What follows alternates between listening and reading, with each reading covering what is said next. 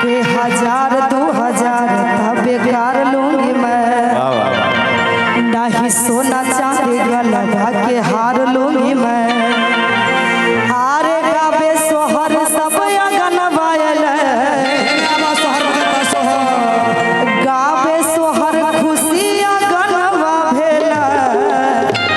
अब खुशी जानवी उषा किनो हिला झुमका मारा के हमारा भौजी के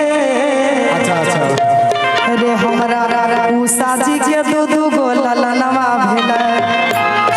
अच्छा हमारा दोनों का नाम सेमे छे, यहाँ से जाने छियै। इनको नाम उषा, हमरो नाम उषा, हम दोनों मिता छियै ना।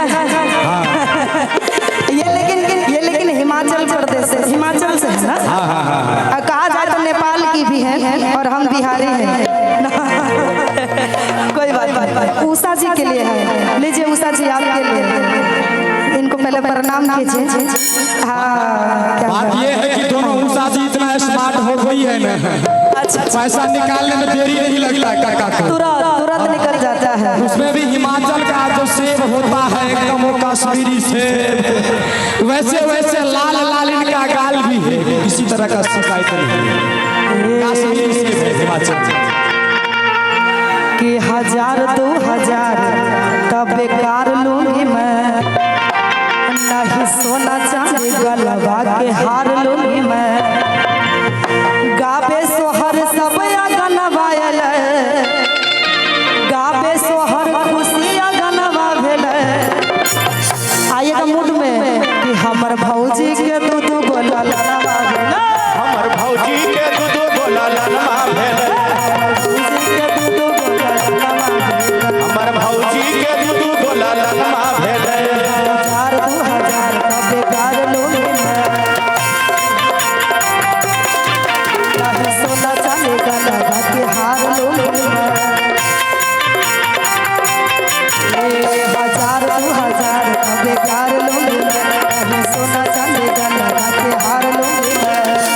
गावे सोहर सब अगन वायल, गावे सोहर सब अगन वायल। हमर भौजी के दू गो ललनवा भेल, हमर भौजी के दू गो ललनवा भेल।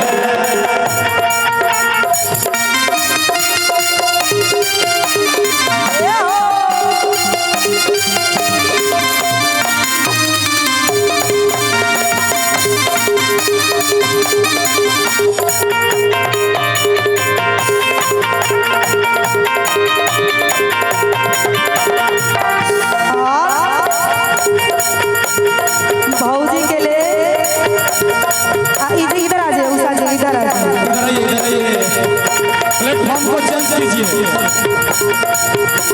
कहते हैं कौन भाव में, किसके पापा के तन का बोला दो रे सब,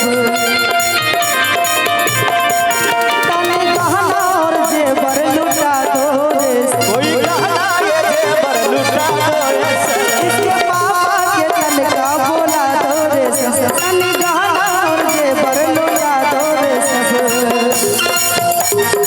गावे सोहर पूरा सपनवा भेल,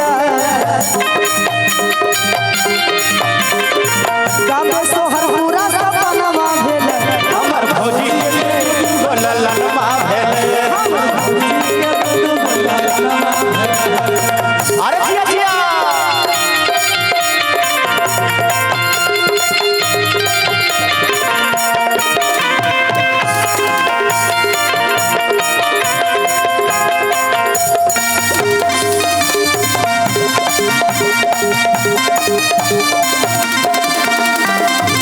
आज धनवीर बहु के लुटाना पड़े, आज धनवीर बहु के लुटाना पड़े, नहीं होगे तो क्या ये जमाना रहेगा। लेगा बाना पड़े, आज धनवीर बहु के लुटाना पड़ेगा, नहीं दोगे तो क्या ये जमाना करेगा। गावे खुशी सोहर अगनवा भेल, सिंधिया पर लगरायल, गावे सोहर उषा अगनायल। हमर भौजी के दू गो ललनवा भेल, हमर भौजी के दू गो ललनवा भेल, हमर